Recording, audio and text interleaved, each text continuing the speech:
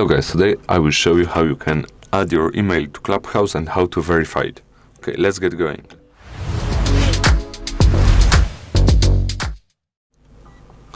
Okay, so we need to go to profile again, as always.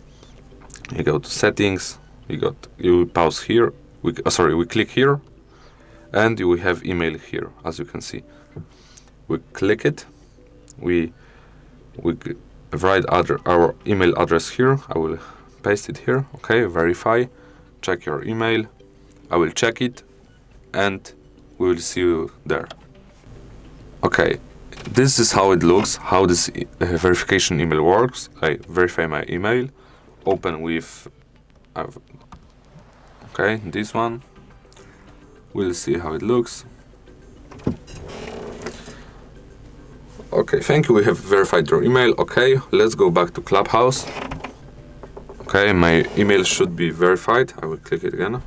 This email has already been verified. Okay, so this is how you verify your email. Thank you for watching. Have a good day. Goodbye.